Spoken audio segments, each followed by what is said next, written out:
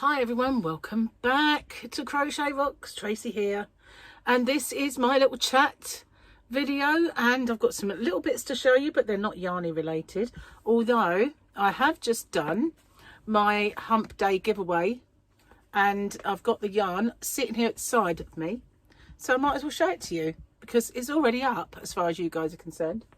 And today I have to do, because this is tomorrow after all for me, I have to do the winner of the previous, so I must make a note not to forget to do it.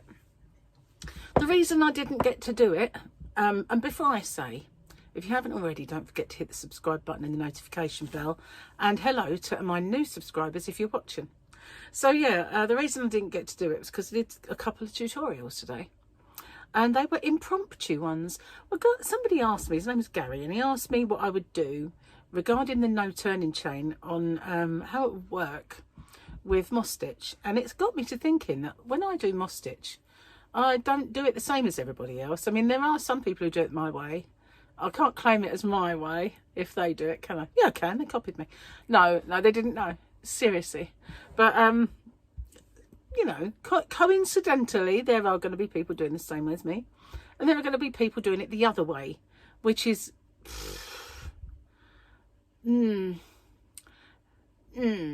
Anyway, so I thought my way that I do it lends itself perfectly to the no turning chain method.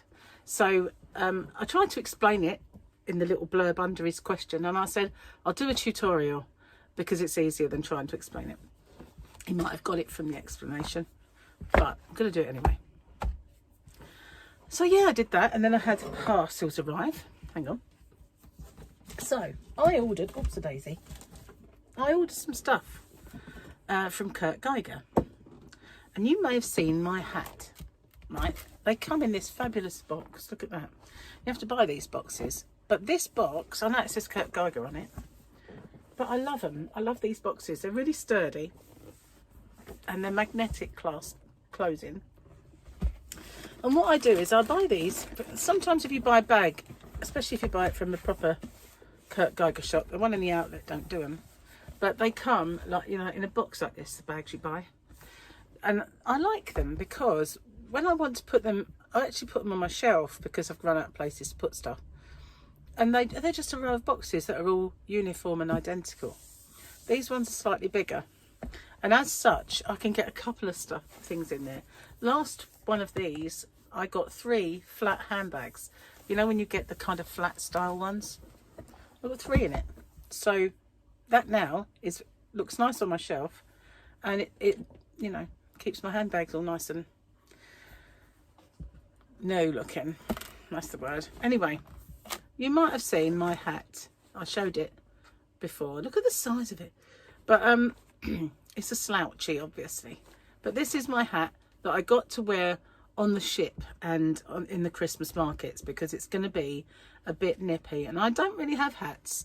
I don't suit hats much, so I don't tend to get hats, and I don't tend to make hats. The only one I've ever made that suits me, oh funny enough, Gary had one once that suited me, was red. And it's weird, but red hats, I was looking for it, it's in here somewhere. Red hats suit me. I don't know why, just don't.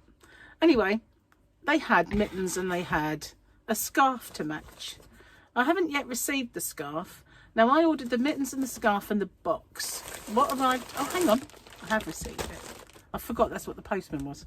So I got the mittens, here they are. I really like these because you can have them as fingerless, and you've got little bits for your finger. So it's only the tips, so you can text and you can film, more importantly, when you're out and about. I have made them like this. I've made them with little thumbs in, but you've got little cozies, so you can put your thumb in if you want and have them as gloves. And this you can undo and it'll be like a mitten. But you know, when I'm out and I'm filming, this could be perfect because I'll be able to press the buttons and do all that, and they match my hat. So I really like these, and they're so warm. They really, really are. So that's that's the gloves. I got them. Obviously, look at that, they're so rainbow. I love the rainbow. And so then I got this. So now I ordered these, the box and the mittens and the scarf at the same time. And all 3 arrived separately. I paid one lot of postage. But you know, how silly is that of a company to send them?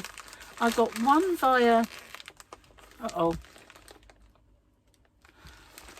I hope this is still recording. It might go funny. I hope not. Because sometimes when that happens... Just bear with me a second, guys. Sometimes when that happens, it freezes. And you might get a picture of me going... And then the words will be going on. But it's still rolling. So let's hope that it's working all right. But it flashed up that I needed to charge up. Anyway, so there's my little receipt. Not so little, actually. Toss the bag aside, and here is my scarf.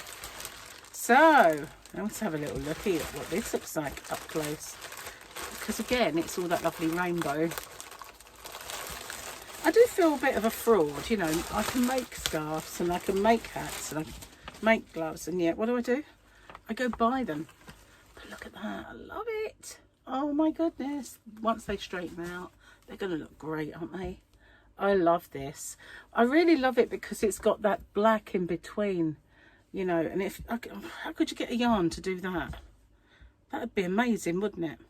It's obviously using 2 yarns, because if you open it up, they've used the black and then the rainbow yarn. Obviously it's machine knitted, but wow, I love it. So you've got it dark on one side with a hint of rainbow, or rainbow with a hint of dark. But it's really long as well. Hang on, what's this? Tissue. Of course it is. But, you know, that's a bit of a problem. I don't do long. So what I would do this, you know, and then tuck it through like that, because I can't really have the big bulky thing under my coat. I love this. It's a bit hot in here, actually, so I won't be wearing it. But I've got my box. So I shall put it all nice and neatly. Really neatly in the box. I've got all 3 now, so that's it. Look, the set and the box. There it is. I love it, I really do. So yeah, finish your tea, Tracy, because it'll be getting cold. I really hope that I am still rolling on and not frozen, and I can't do that and speak. I wish I was ventriloquist. You know, I could be frozen and still talking to you at the same time. I'm sorry. If I'm frozen, that meant nothing to you, did it? And I exploded at the same time then. Hang on, got to drink this because it's getting cold. Oh, I'll try and calm down.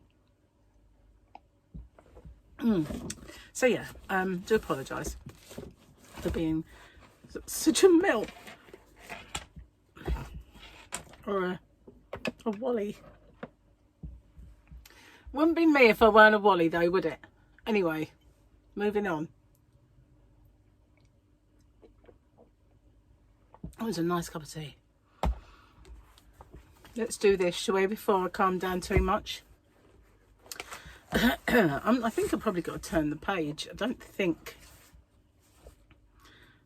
Hang on. I've got to make sure I've got the right days. Oh, I'm steaming up. Yep, I have got the right days. That's all right then. I thought, you know, there was a day missing, so did I pull off enough? But I did. Okay, it's probably going to be, I'm probably going to go poor trying to give my kids a rich life. I'll do that one already. Every day with kids brings not only a few surprises, but a new list of things they absolutely will not eat. Welcome to parenting. Your choices are, listen, yep, did that one. So it's a new page. Marie Kondo. Who's that? Obviously someone in the US will know Marie Kondo is and tell me. Probably like a chat show or something, or maybe someone who knows everything about kids or claims to. Does it bring you joy? Me watches toddler dump grape juice on the new carpet. No. What book do you this isn't Marie Kondo now, this is another. What book do you expect? The book, sorry. What to expect when you're expecting. Didn't help me. Expect to find an entire full wall of my son's boogers. Ew. Are toddlers weird? Well, today we made a new don't put the cat's towel in your mouth rule. Does that answer your question? The day my kids find the hidden snack drawer is the day I move out. That brings me onto the subject of Charlotte. That's Gary's daughter, right?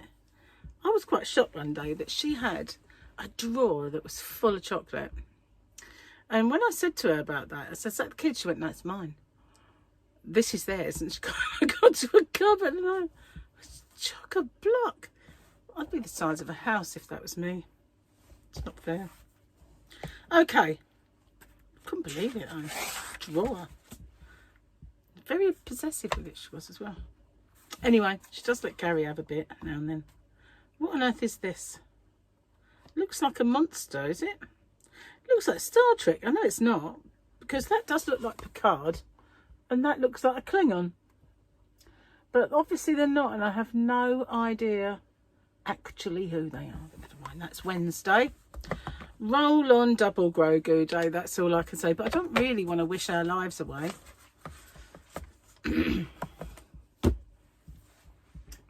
Anyway, the film yesterday. We went to the cinema. Oh, exploding face. Oh, Joan needs a go. There she is. Yeah, went to the cinema yesterday to see a surprise film. So we did it before. I mentioned this in my other chat, but if you're new, we did it before when we had Cineworld cards and they did a screening like mystery. And we went and it was Moby Dick. So you see it before it came out on release. Suppose we would, at the time we were going to see just about every film made, apart from the odd one that was Pants.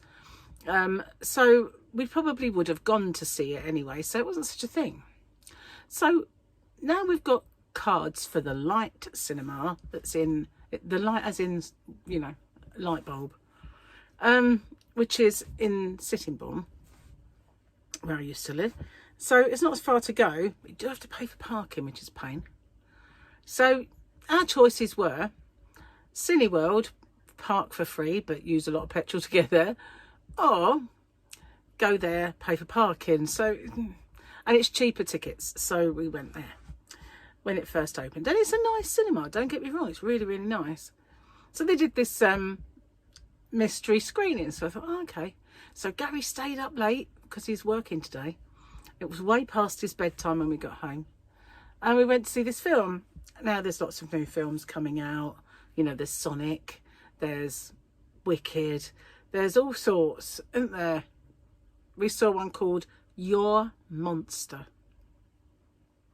which I can only describe as Beauty and the Beast for an adult. Beauty and the Beast for adults, basically.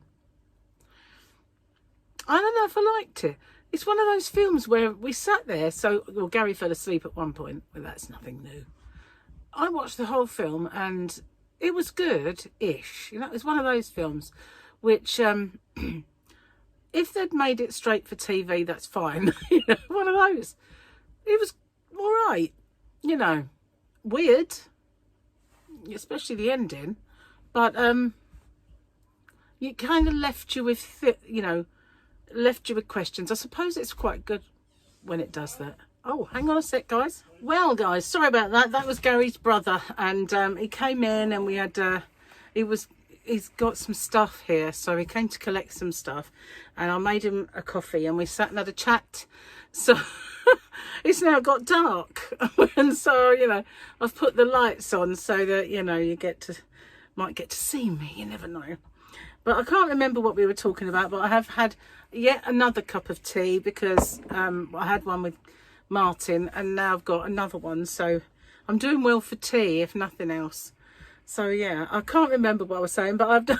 I was probably telling you about my... maybe telling you about my couple of tutorials. Yeah, so I think that might be it. Well, I was thinking of, you know, doing that one about the... moss stitch because Gary asked about it, and I thought, well, it's simpler to show you, so I did that one.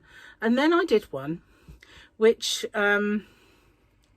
is completely and utterly my invention.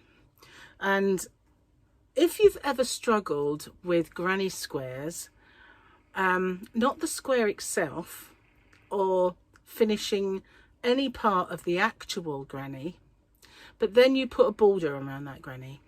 If you've ever struggled with the corner of it, then that video I've done about granny square corners is a must for you, because I've never taught this. I've done it, I've always done it, but I've never taught it because it's just something that I do. You know, like when I said the way I work my ends in is a bit personal to the way I would do it, you know. And then people said, can you show us? So I did a video about how I work my ends in, and then Bella Coco did hers exactly the same, funnily enough. I'm expecting that to happen again. Not necessarily that it'll be her, but I think that once people see this video of my corners, it will suddenly be out there for all to see, and other people will get the credit for it, because that's what happens, isn't it? Everybody sees it, then someone else will go and do it, and it becomes like, they didn't credit that person with that. But I just got a feeling that will happen because of the way that I've always worked, to hide things I don't like. Put it that way. I hide things that don't look right in my eyes, but they're not necessarily the way everybody's taught to do it, you know. So granny square corners is one of them. And if you ever get disappointed because it looks like your corner's gone round one side, no matter what one you kind of do the corner in, then my way is never going to show you that. My way will always look perfectly right at the corner. So I decided to share it with everybody. So I did that as a tutorial, how I do my corners, and it should be called tips, tricks and game changers, something to do with corners. So that will come out over the next day or so, but then just wait and see who puts it up eventually as their invention. We shall see. That you know, it's going to happen. It usually happens, so it will happen. It will. Anyway, that's my 2 tutorials that I've done. I'm painfully aware that I owe you tutorials, you know, like, remember the square that I invented a little while ago? I don't even know where that square is. I lost it. It's around somewhere in the black hole of my WIPs somewhere. I'll search and find it and then figure out what it was I did in the first place. Same with the poinsettia. You know, about a year or so ago maybe, I showed a poinsettia, like a big one and a small one. Which one do you prefer? Everybody said whatever one it was they preferred, mostly the small, I think. And I said, I'll do a tutorial then. And I didn't get round to it for Christmas because something happened, probably got virus or something, and I didn't get round to doing it. And then it appeared in a book.